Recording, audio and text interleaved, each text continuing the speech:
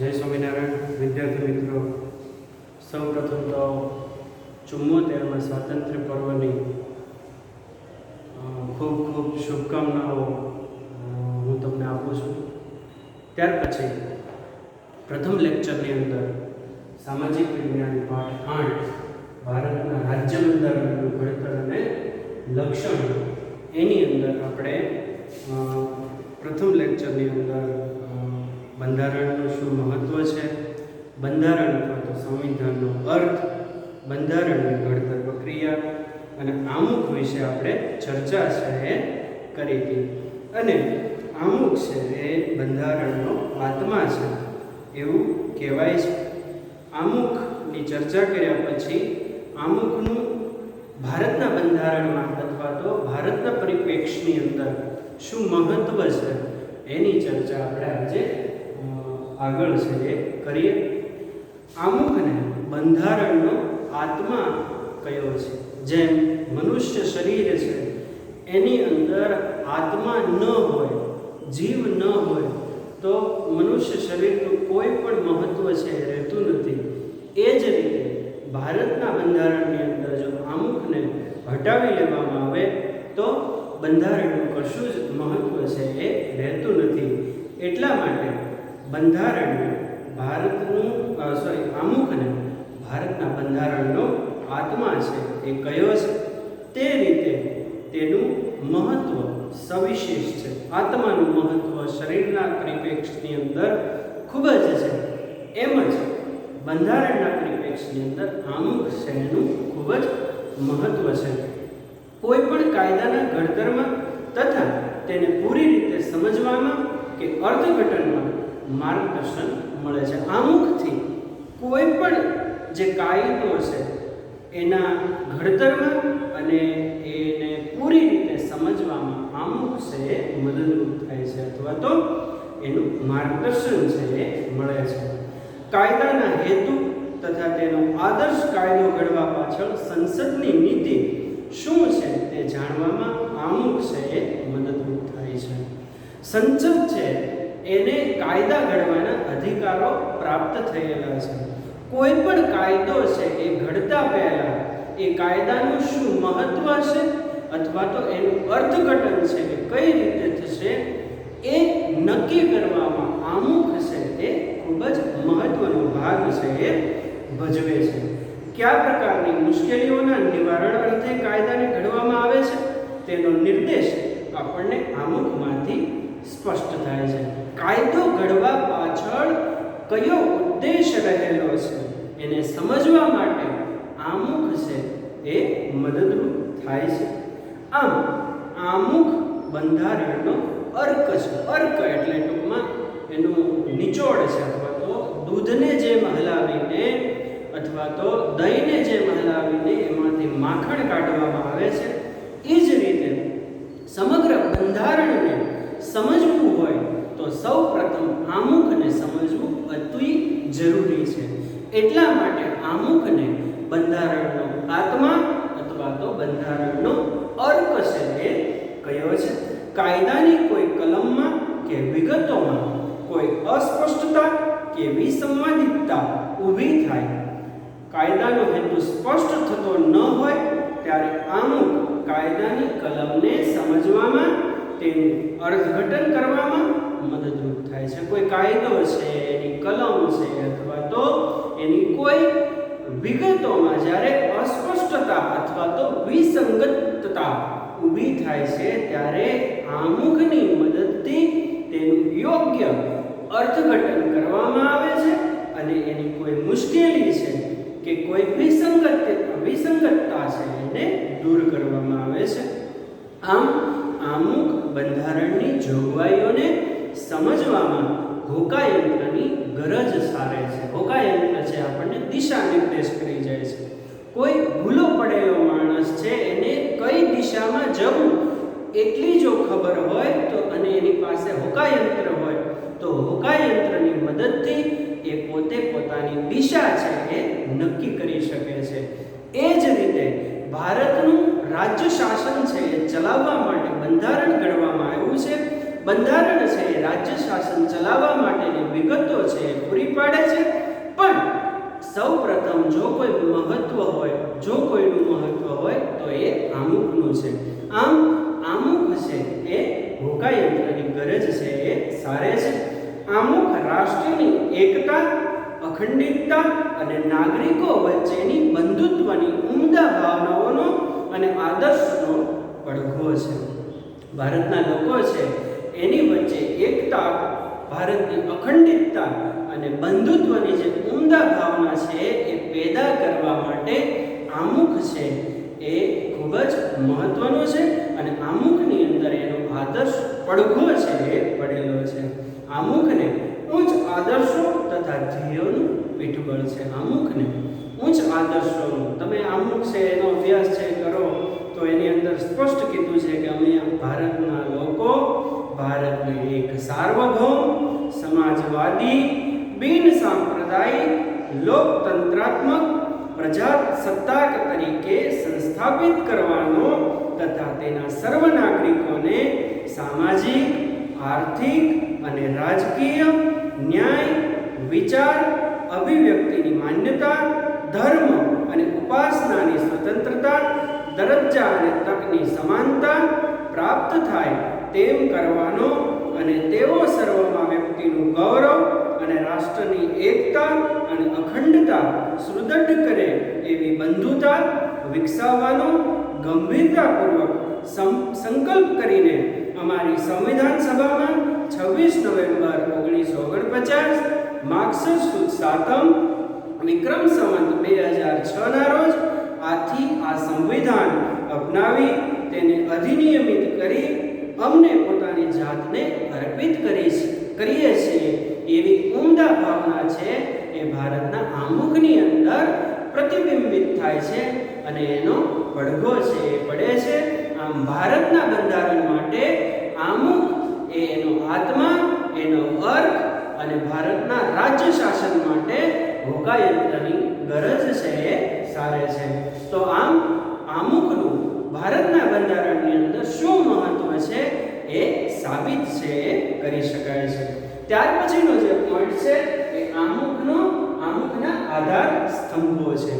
ભારતીય બંધારણમાં આમુખમાં વ્યક્ત થયેલા આધારરૂપ શબ્દો જેવા કે અમે ભારતના લોકો, સાર્વભૌમ, સમાજવાદી, બિન સાંપ્રદાયિક, લોકશાહી, પ્રજાસત્તાક, બંધુતા, ન્યાય, સમાનતા, સ્વાતંત્ર્ય, રાષ્ટ્રીય એકતા અને અખંડિતતા વગેરે છે. તો બંધારણના જે આમુખની અંદર આવા જે બધા શબ્દો છે એનો ઉપયોગ છે એ થયેલો છે. જે પૈકી મુખ્યત્વે નીચે દર્શાવેલા 3 આધાર સ્તંભો વિશે આપણે વિગતે ચર્ચા કરીશું. એમાંનો પહેલો આધાર સ્તંભ છે લોકશાહી.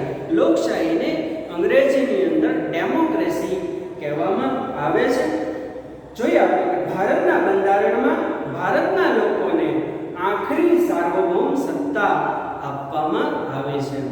ભારતના લોકો છે એની પાસે ભારતની અંતિમ સત્તા છે એ રહેલી છે.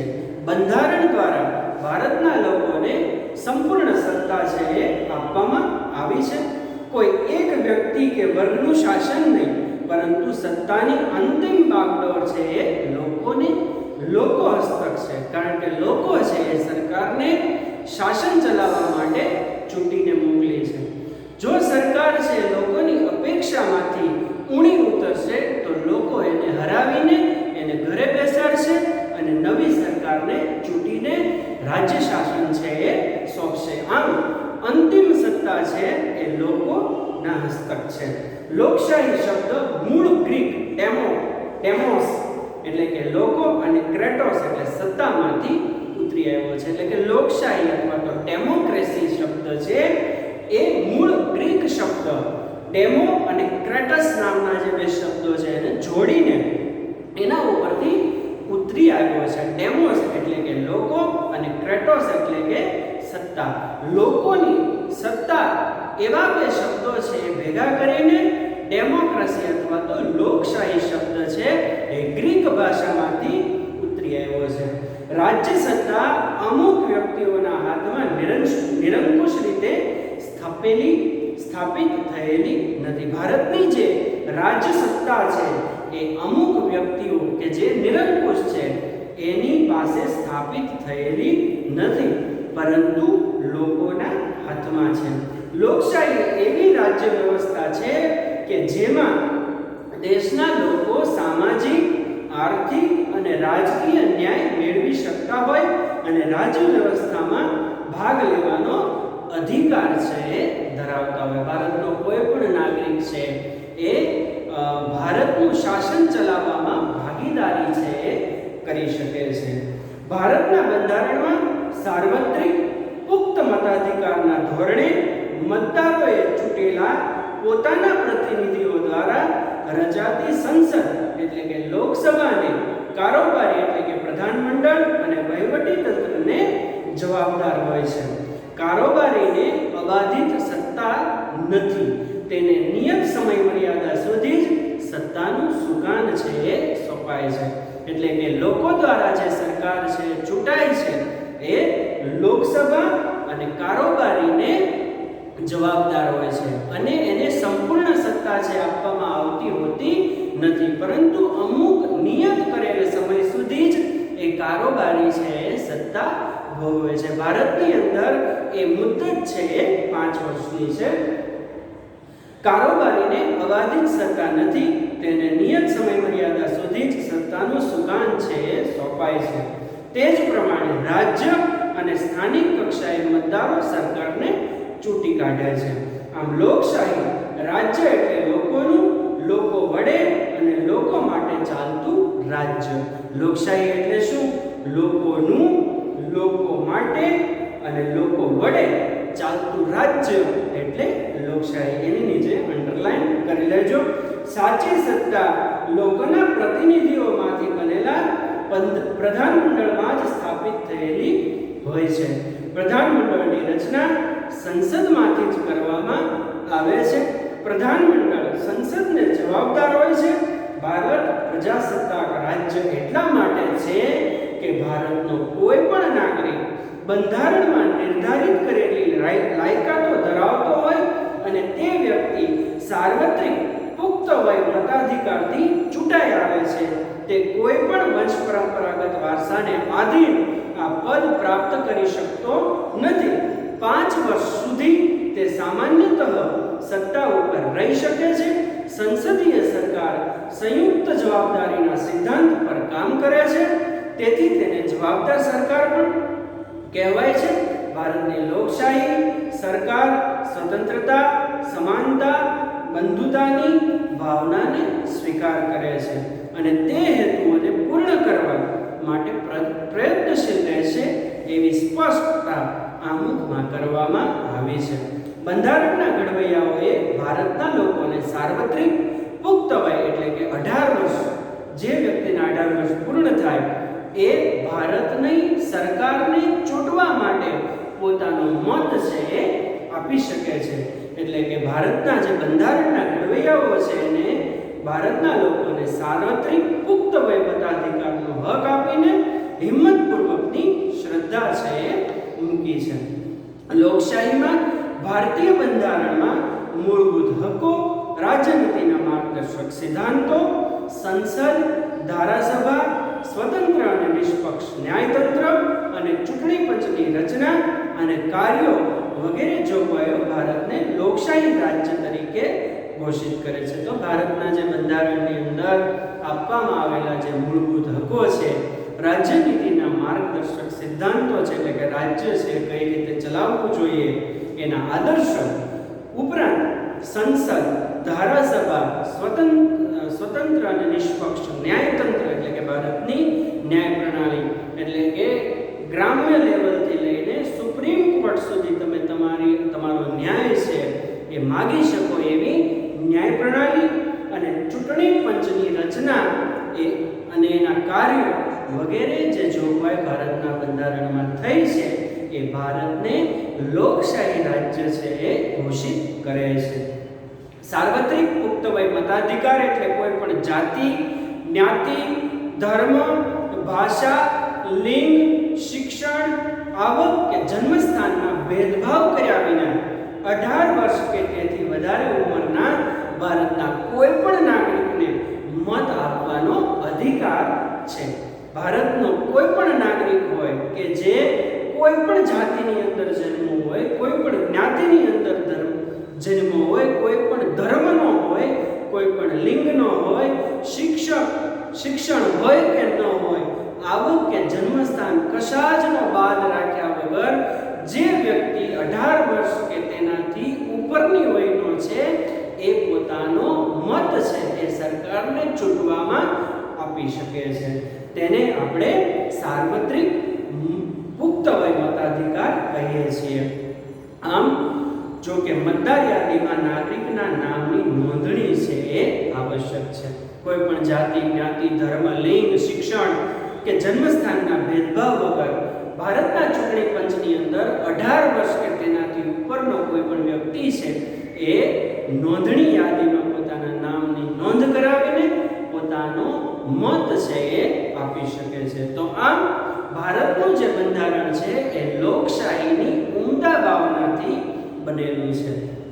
ત્યાર પછીનો જે બીજો જે આધાર સ્તંભ છે એ સમાજવાદી છે. ભારતમાં 1976માં કટોકટી શાસન દરમિયાન બંધારણના 42મા સુધારા દ્વારા આમુખમાં સમાજવાદી શબ્દ ઉમેરવામાં આવ્યો છે. એટલે કે જ્યારે બંધારણ બન્યું ત્યારે આ સમાજવાદી શબ્દ છે એ નહોતો, પરંતુ 1976ની અંદર જ્યારે 42મો બંધારણીય સુધારો કરવામાં આવ્યો ત્યારે આ આમુખની અંદર સમાજવાદી શબ્દ છે એને ઉમેરવામાં આવ્યો છે. ભારતીય બંધારણની મોટા ભાગની જોગવાઈઓ પ્રત્યક્ષ કે પરોક્ષ રૂપે સામાજિક ક્રાંતિ દ્વારા સામાજિક અને આર્થિક સમાનતા સાધીને કલ્યાણ રાજ સ્થાપવાનો મૂળ ઉદ્દેશ છે. ભારતના બંધારણની અંદર સામાજિક ક્રાંતિ દ્વારા સામાજિક અને આર્થિક સમાનતા સાધીને એક કલ્યાણ રાજ્ય, જેને આપણે રામ રાજ્ય કહીએ છીએ, અથવા તો એ રાજ્યનો અંતિમ ઉદ્દેશ છે એ રાજ્યની અંદર વસતા સમસ્ત લોકોનું કલ્યાણ થાય એવું શાસન છે એ આપવું, એને કલ્યાણ રાજ છે એ કહેવામાં આવે છે. તો એવો જ એક મૂળ ઉદ્દેશ છે. આમુખમાં તમામ નાગરિકોને સામાજિક, રાજકીય તેમજ આર્થિક ન્યાય અને સમાનતા પ્રાપ્ત થાય તેવી સમાજવાદી વિચારસરણી ધરાવતી સમાજ રચનાની સ્થાપનાનું ધ્યેય રાજનીતિના માર્ગદર્શક સિદ્ધાંતોમાં રાખવામાં આવ્યું છે. ટૂંકમાં સમાજવાદી વ્યવસ્થા એટલે કે કોઈ પણ નાત, જાત, જ્ઞાતિ, ધર્મ, શિક્ષણ કે આવકના ભેદભાવ વગર સમાજના દરેક લોકો, સમાજની અંદર વસતા દરેક લોકોનો સરખી રીતે અથવા તો સરખી ઢબે વિકાસ થાય, દરેક લોકોને સરખી તકો છે પ્રાપ્ત થાય એવી વિચારસરણીને સમાજવાદી વિચારસરણી છે એ કહેવામાં આવે છે. તો આમ એવા માર્ગદર્શક સિદ્ધાંતો છે એને ધ્યાનમાં રાખવામાં આવ્યા છે. સમાજવાદી સમાજ રચનામાં રાષ્ટ્રીય સંસાધનોની ન્યાયયુક્ત વહેંચણી, ઉત્પાદન અને વિતરણની વ્યવસ્થા રાજ્ય હસ્તક હોય છે. રાજ્યમાં વિવિધ વિસ્તારો અને વ્યવસાયોમાં કાર્ય કરતા લોકો વચ્ચે આવકની અસમાનતા ઓછી કરવાનો પ્રયત્ન કરવામાં આવતો હોય, કોઈ વ્યક્તિ કે સમૂહોના હાથમાં સંપત્તિ કેન્દ્રિત થયેલી ન હોય, સૌને સ્વસ્થ અને ગૌરવપૂર્વક વિકાસની તકો અને સગવડો પ્રાપ્ત થાય, જે દ્વારા સામાજિક કલ્યાણ સાધવાનો અને ગરીબ તવંગરના ભેદોને નાબૂદ કરીને લોકોનું જીવન ધોરણ ઊંચું લાવીને તેઓમાં સામાજિક અને આર્થિક કલ્યાણ સાધવાનો પ્રયત્ન કરવા બંધારણમાં રાજ્યોને માર્ગદર્શન આપેલ છે. તેથી ભારતીય બંધારણ એક સામાજિક દસ્તાવેજ છે પ્રસ્થાપિત થયું છે. તો સમાજવાદી એટલે કે કોઈ પણ નાત જાતના ભેદભાવ વગર ભારતમાં વસતા દરેક લોકોનો આર્થિક યોગ્ય ઢબે અને સમાન તકો પ્રાપ્ત કરીને આર્થિક વિકાસ કરવાની જે ઉમદા ભાવના છે એને સમાજવાદી વિચારસરણી છે એ કહેવામાં આવે છે અને એનાથી સમાજના દરેક વર્ગોનો યોગ્ય રીતે વિકાસ થાય એવી ઉમદા ભાવના છે એ સમાજવાદી વિચારસરણી દ્વારા ભારતના બંધારણે સ્વીકારી છે અને કલ્યાણ રાજ સ્થાપવાનો ઉદ્દેશ છે એ રાખ્યો છે. તો ત્યાર પછીની જે વાત છે બિન સાંપ્રદાયિક 1976માં 42માં બંધારણીય સુધારાથી આમુખમાં બિન સાંપ્રદાયિક શબ્દ છે ઉમેરવામાં આવ્યો છે. 1976 ની અંદર 42માં બંધારણીય સુધારા દ્વારા સમાજવાદી શબ્દ પણ ઉમેરવામાં આવ્યો અને એની સાથે સાથે બિન સાંપ્રદાયિક શબ્દ પણ ઉમેરવામાં આવ્યો છે. ભારત એક ધર્મનિરપેક્ષ કે બિન સાંપ્રદાયિક એટલે કે સેક્યુલર રાજ્ય છે. ભારત દેશનો કોઈ ધર્મ નથી. ભારત દેશ છે એ બિન સાંપ્રદાયિક રાષ્ટ્ર છે. બંધારણીય જોગવાઈ મુજબ ભારત ધાર્મિક રાજ્ય બની શકે નહીં. ભારતના બંધારણની જોગવાઈ મુજબ ભારત છે એ ધાર્મિક રાજ્ય છે એ બની શકે નહીં. દાખલા તરીકે હું તમને વાત કરું તો પાકિસ્તાન છે એનો રાષ્ટ્ર ધર્મ ઇસ્લામ છે.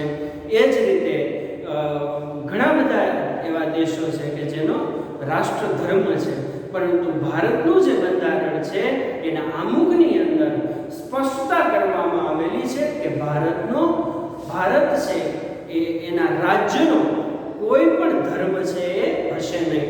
ભારત છે એ બિન સાંપ્રદાયિક રાષ્ટ્ર છે, હશે અને રહેશે. તો ધાર્મિક રાજ્ય છે બની શકે નહીં. ભારતના રાજ્યને પોતાનો કોઈ ધર્મ નથી, તેથી ધર્મની બાબતમાં રાજ્ય કોઈ દખલગીરી કરશે નહીં. તેથી રાજ્ય કોઈ પણ ધાર્મિક પ્રવૃત્તિને ટેકો આપી શકે નહીં.